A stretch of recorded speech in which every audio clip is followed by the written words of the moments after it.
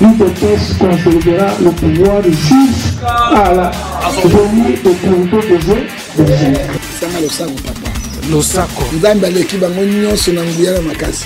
Losako prophète. Babomba kanzambe ya balikambo te. Ndasenga baka makabia te. Okona ni. Yo kendo kangai. Tabia sakani na bango kwa bambo. Kabila éviter les dangers na FCC. Autant que combat Fayulu te olingi ba yo ka ondengene. Faut le faire Fayulu. Contre la pandémie de coronavirus.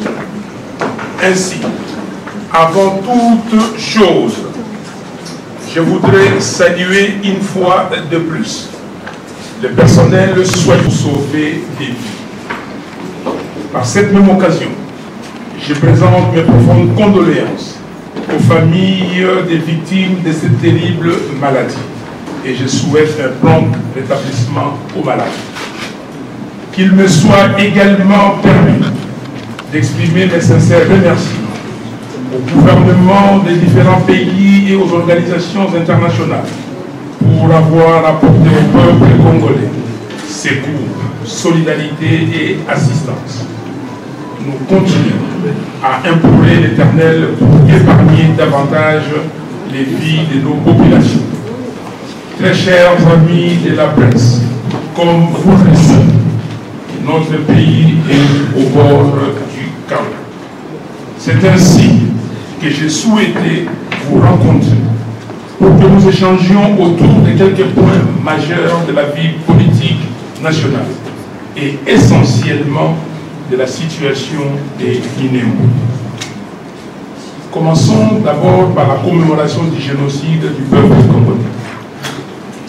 Nous avons choisi la date du 2 août, date du début de la grande guerre d'agression et d'occupation de chaque année pour commémorer le génocide congolais, afin que la nation congolaise, dans son ensemble, construise une même compréhension, une même conscience et une même conviction des causes et du déroulement d'un crime contre l'humanité qui a coûté la vie de millions d'innocents congolais. Ces hommes qui ont été sauvagement massacrés, ces femmes qui ont été violées et méchamment tuées, et ces enfants qui ont péri dans les conditions les plus cruelles ne doivent jamais être oubliés. Ils sont nos parents, oncles, tantes, cousins, frères, sœurs, enfants, voisins, collègues. Leur visage habite encore beaucoup de nos consciences. Leur voix résonne encore dans plusieurs de nos oreilles. Le 2 août de cette année 2020 à Kinshasa, dans toutes les provinces du pays et dans la diaspora à travers le monde, les Congolais étaient nombreux à dire avec panache que ces lourds tribus payés par notre patrie ne doit pas être oublié. Nous ne devons pas l'oublier. Nous avons décrété cette commémoration parce que ce souvenir d'une telle tragédie, c'est aussi et surtout à la fois vouloir comprendre le processus historique et social qui ont rendu possible cette violence inouïe et transmettre l'horreur de ces crimes pour que cette histoire ne se répète plus jamais dans notre monde. Nous avons décrété cette commémoration parce que c'était, lorsqu'on est victime de génocide, c'est encourager les génocidaires à continuer leurs œuvres macabres sans crainte de représailles. Je remercie tous les compatriotes pour cette commémoration.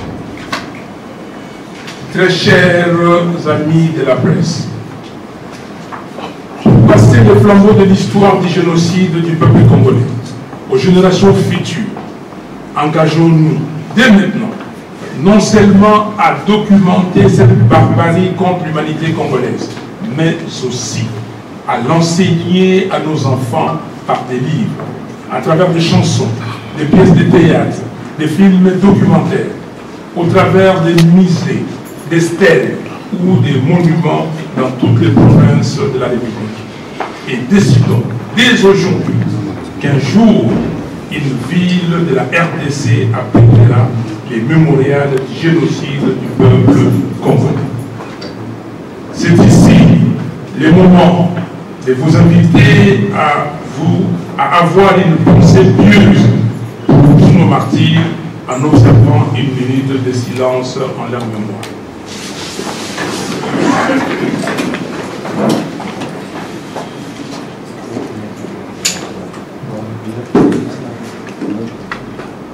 Chers amis de la presse, quelle que soit la nature ou l'ampleur du crime commis contre autrui, l'impunité est tout simplement inadmissible. Voilà pourquoi, de toutes mes forces, je soutiens et je demande à tous les Congolais de soutenir l'initiative lancée par le docteur Denis Mukwege, le prix Nobel de la paix, celle de la création d'un tribunal pénal international pour la RDC. Et je me battrai sans répit pour que le rapport Mabille soit exhumé de sorte que les persécuteurs du peuple congolais de tout bord soient traqués et déférés devant la justice. Tel est le deuxième point de ma communication. Le rapport Mabille et la création d'un tribunal pénal international sur la RDC. Sans justice, on ne peut pas avoir de réconciliation. Il est donc impératif que les Congolais et le monde entier sachent ce qui s'est passé à l'est de la RDC, c'est-à-dire la vérité. Car de la vérité découlera la justice, et la justice amènera réparation, prélude à la réconciliation. On ne peut pas faire autrement. La communauté internationale, qui dépense beaucoup d'argent pour la MONUSCO sans résultat palpable, devrait aussi œuvrer pour la justice. La justice qui viendra avec la mise en place du tribunal pénal international pour les Congo. Très chers amis de la presse, en Belgique, la loi du 23 mars 1995 punit quiconque nie, minimise grossièrement ou cherche à justifier les génocides commis par les régimes allemands pendant la Seconde Guerre mondiale. En France, la loi Guessou, adoptée le 13 juillet 1990, punit d'1 an d'emprisonnement et de 45 000 € d'amende pour contestation des crimes contre l'humanité commis pendant la Seconde Guerre mondiale.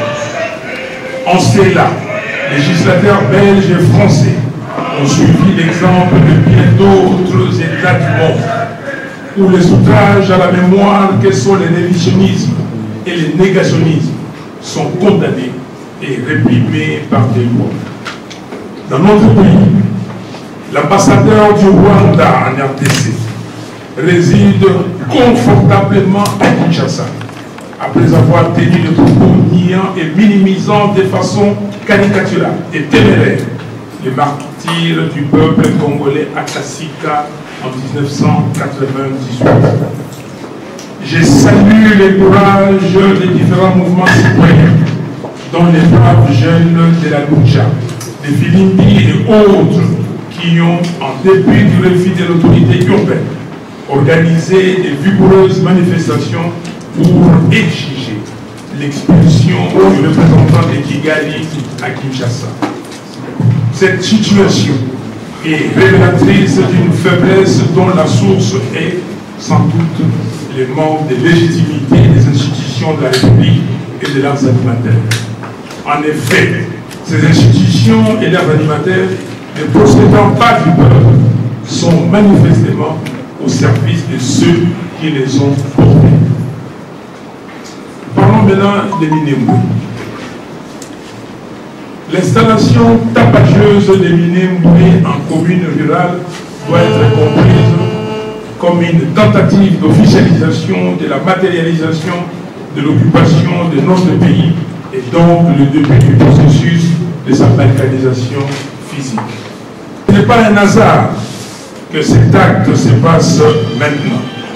C'est certainement parce que le pacte, ou deal, Joseph Kabila, Félix Tshisekedi, a donné à ces derniers le mandat de mise en œuvre par défi du plan de balkanisation de notre pays. Comme peuple, nous n'accepterons pas cette humiliation et nous allons nous y opposer énergiquement. C'est ainsi que je lance aujourd'hui un vibrant appel au mouvement citoyen, aux partis et les groupements politiques, aux associations, aux syndicats, aux églises et à tous les citoyens congolais à dépasser les enjeux sectoriels et partisans pour faire barrage ensemble et par tous les moyens à cette tentative insidieuse de renforcement de l'occupation et du processus de balkanisation de notre pays. J'ai pris instamment, mes chers compatriotes, de se réveiller avant qu'il ne soit trop tard. L'heure n'est pas au découragement, car le mal congolais n'est pas une fatalité. L'heure est plutôt au réveil de la conscience collective et de la volonté populaire de mettre un terme définitif à un deal mafieux qui enchaîne le pays et prend tout le peuple en otage. L'heure est à la libération de notre pays et au retour à l'ordre constitutionnel. Libérons la RDC. Tel est le vaste mouvement populaire que je lance dès aujourd'hui. C'est par ce combat redoutable de notre génération que notre patrie sera à jamais débarrassée de ce système politique illégitime, voyou et corrompu à la sorte des occupants, qui n'hésitent nullement à utiliser la violence, la terreur, le mensonge et les achats de conscience pour conserver les pouvoirs, en confisquant l'économie et les finances du pays et en livrant les ressources stratégiques de notre patrie aux convoitises zélées de leurs maîtres. C'est maintenant que nous devons donner le meilleur de nous-mêmes à notre patrie, jusqu'au sacrifice suprême s'il le faut. Le peuple est aujourd'hui le seul, absolument le seul soldat et défenseur de l'intégrité et de la souveraineté de notre pays. Si aujourd'hui nous baissons le bras et nous laissons Minembwe entre les mains de ses occupants, demain nous n'aurons plus de pays. Nous serions le premier peuple d'Afrique à être asservi, occupé et colonisé par un autre peuple d'Afrique. Ainsi, je lance un vibrant et solennel. Ainsi, je lance un appel vibrant et solennel à toutes les Congolaises et à tous les Congolais pour une marche d'unité nationale et de défense de l'intégrité territoriale ce mercredi 14 octobre 2020.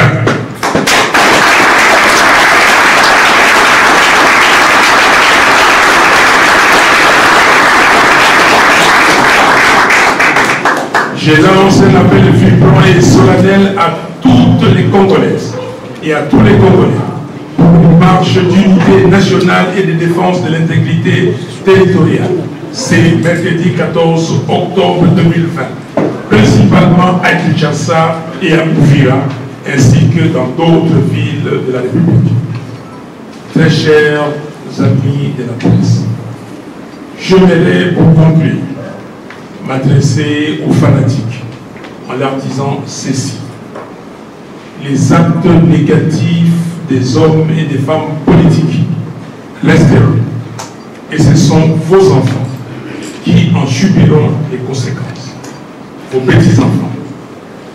Cultivez l'amour de la patrie, l'amour de la nation, plutôt que l'amour des individus. À tous les Congolais attachés à l'unité et à l'inviolabilité de l'intégrité territoriale de la patrie congolaise, marchons tous le 14 octobre pour dire à l'unisson non à la balkanisation de notre pays, non à l'occupation de la patrie de Lumumba, non au pacte de la destruction de notre pays que Joseph Kabila a signé avec Félix Tshisekedi. Oui à la création d'un tribunal pénal international pour la RDC. Je vous remercie. S'il y a une question, l'UDPS consolidera le pouvoir jusqu'à la venue de contrôle des sanga losako papa Losako. nzambe aleki bango nyonso na nguya na makasi Losako prophète. babombaka nzambe ya likambo te ndasenga bakamakabila te opona yo kende okangai Kabila sakani na bango kwa bambwa. kabila éviter le danger na FCC Autant ekomba fayulu te olingi bayoka ndenge ne. Faut lobela fayulu.